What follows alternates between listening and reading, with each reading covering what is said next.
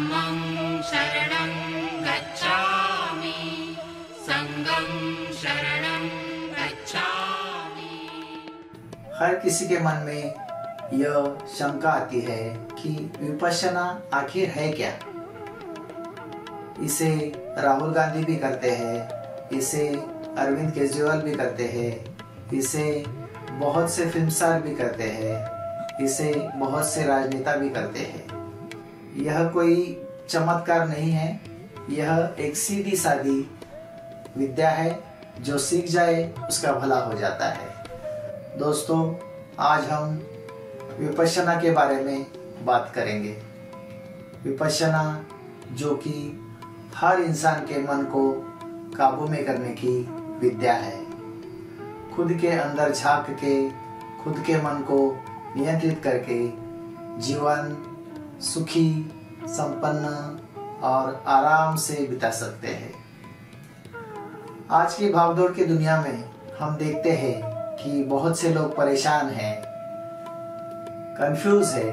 ये करूं, वो करूं, ऐसा करूं, वैसा करूं। बहुत अमीर बनना है तो उसके लिए दिन भर रात भर भाग दौड़ करते हैं और हालात ऐसे हो जाते हैं कि उनको डिप्रेशन की बीमारी हो जाती है और जीवन उनका अस्त व्यस्त हो जाता है। कुछ लोग आत्महत्या कर लेते हैं। इसका कारण है कि वो अपने मन को वश में नहीं कर पाते। उनको मन वश में करने की विद्या पता नहीं है, इसलिए ऐसा होता है।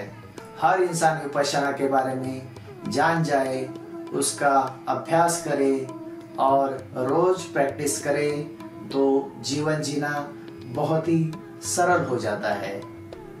जीवन आनंददायी जीने के लिए पैसे की जरूरत नहीं होती। आप देखते हैं फुटपाथ के किनारे बहुत से गरीब लोग आराम की नींद सोते हैं और कुछ जगह पे बहुत अमीर लोग आराम से सो नहीं पाते। उनको सोने की गोलियां खानी पड़ती है। उनका मन हमेशा यहाँ वहाँ भटकता रहता है, वो शांति से जी नहीं पाते। और जो इंसान शांति से जी पाता है वो आराम से जिंदगी गुजर बसर करता है, चाहे उसके पास पैसा हो या ना हो, चाहे वो जिंदगी में सफल हो या असफल हो, उसे उस बात की कोई चिंता नहीं होती। वो निरंतर खुशी से अपना जीवन व्यतीत करता रहता है और उसे कभी भी डिप्रेशन की बीमारी नहीं होती।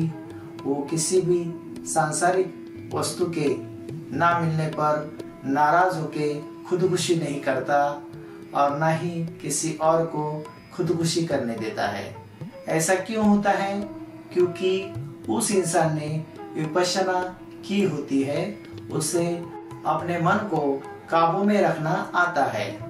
100% ना सही, कुछ प्रतिशत ही सही, मगर वो मन को कंट्रोल कर पाता है और जो मन को कंट्रोल कर पाता है वही सुखी जीवन जी सकता है। तो आइए हम विपश्यना के बारे में थोड़ा और जानते हैं।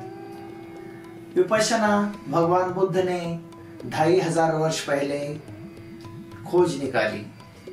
उन्होंने देखा था कि दुनिया में हर इंसान किसी न किसी कारण से दुखी है, तो इस दुख का निवारण कैसे किया जाए, उसकी खोज करने के लिए उन्होंने गृह त्याग किया और कई वर्षों तक शरीर को कष्ट देके अलग अलग तरह से उन्होंने प्रयास किए, मगर अंत में जब एक दिन वो शांति से बोधि वृक्ष के नीचे बैठे थे तब उन्हें विपश्यना मिली और वो मन को काबू में कैसे किया जाए यह सीख गए और उसके बाद उन्होंने दुनिया भर में उसे बांटना शुरू किया। यह अभ्यास आपके जीवन को बहुत ही सुखी और संपन्न बनाता है। विपश्यना जीवन जीने की एक कला है, एक प्रैक्टिस है जिसे भगवान बुद्ध ने खोज निकाला और फिलहाल सत्यनारायण गोयंका जी इनके द्वारा पूरे दुनिया भर में सबको सिखाया जाता है। सत्यनारायण गोयंका जी तो अब नहीं रहे, मगर विपश्यना केंद्र हर जगह पे मौजूद है। उनके सह आचार्य सबको यह विद्या सिखाते हैं और इसकी बहुत ही विशेषता है कि विद्या सिखाने के कोई भी चार्जेस नहीं लिए जाते। बिल्कुल मुफ्त में 10 दिन आपको वहाँ रखते हैं और निरंतर आपको अभ्यास सिखाते हैं। आखिरी दिन मंगल मैत्री सिखाते हैं ताकि आपका जैसे मंगल हो वैसे ही दुनिया में हर किसी इंसान का भला हो, मंगल हो, आपके जीवन में और दूसरे के जीवन में हमेशा खुशी रहे। मैंने भी विपश्यना की है और मुझे भी उसका बहुत ही लाभ मिला है। मैं जब पहली बार विपश्यना शिविर में गया तो मुझे 4 दिन तक वहाँ से भागने की इच्छा हुई। मैं निरंतर वहाँ से भागने की कोशिश करता रहा, गुरुजी से छुट्टी मांगता रहा, मगर मुझे गुरुजी ने छुट्टी नहीं दी। और फिर आखिरी दिन 10वें दिन मुझे बहुत ही अच्छा लगा और विपश्यना का जो फल मुझे मिलना था वो मिल चुका है। मैं आज मेरे जीवन में बहुत ही सुखी हूँ, संपन्न हूँ। पैसा है तो भी खुश रहता हूँ, पैसा नहीं है तो भी खुश रहता हूँ और मेरा परिवार भी मेरे जैसा ही रहता है। अगर पैसा है तो भी वो खुश रहते हैं, पैसा नहीं है तो भी वो खुश रहते हैं। हम लोग जीवन जीने की कला सीख गए हैं। आशा है कि आप सभी भी यह विपश्यना की कला सीखें और खुद की जिंदगी में बहुत बहुत बहुत प्रगति करें। जीवन जीते समय दुनिया में हमें बहुत से कष्ट मिलते हैं। कोई धोखा देता है, कोई हमें बेवकूफ़ बनाता है, कोई हमारा धन चुरा के भाग जाता है, कोई हमें गलत बात बोल देता है, कोई कभी कभी गाली गलौज भी कर लेता है। तो उससे हमारा मन बहुत ही दुखी हो जाता है।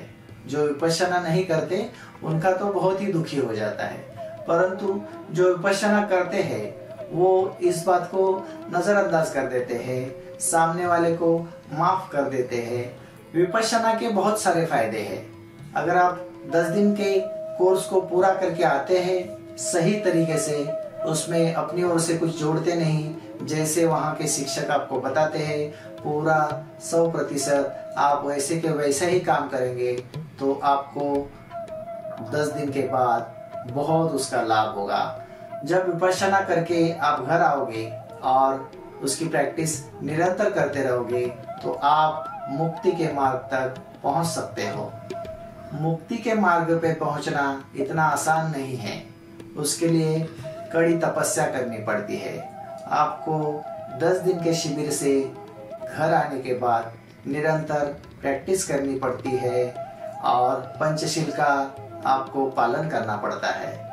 जैसे जैसे आप पंचशील का पालन करोगे, प्रज्ञा में पुष्ट हो जाओगे, वैसे वैसे आप मुक्ति के मार्ग के करीब पहुंचोगे और आपको इस जन्म का, पिछले जन्म का, अगले जन्म का सारा ज्ञान होने लगेगा। लेकिन इसके लिए काफी प्रयास करना पड़ता है और निरंतरता से अभ्यास करना पड़ता है। विपश्यना करके जब आप वापस आते हो तो आप देखेंगे कि आपके जीवन में बहुत परिवर्तन होता है।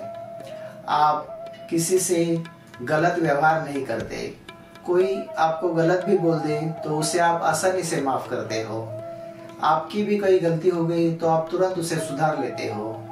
दूसरे के प्रति आपके मन में बड़ा प्रेम भाव जागृत होता है। किसी का भी बुरा करने की आपकी इच्छा नहीं होती, आपकी सोच बदल जाती है। और एक अच्छी बात है कि आप जैसे ही विपश्यना के बाद अपने काम पे आओगे तो देखोगे आप जब पहले 4 घंटे में थक जाते थे काम करके, उसके बाद 8 घंटे भी काम करेंगे तो भी आप थकेंगे नहीं। आप किसी के प्रति मन में द्वेष भाव नहीं लाएंगे और इस तरीके से जीने के बाद आपका जीवन जीना बहुत ही आसान हो जाता है। दुनिया में जितनी भी गलत चीज़ें हैं वो आपको छू नहीं पाती, क्योंकि आप आपके मन पे नियंत्रण करना सीख जाते हो। और इसीलिए विपश्यना करना बहुत ही ज़रूरी है। हर इंसान विपश्यना करेगा तो पूरी दुनिया में शांति फैल जाएगी। सबका मंगल हो। नमो बुद्धाय।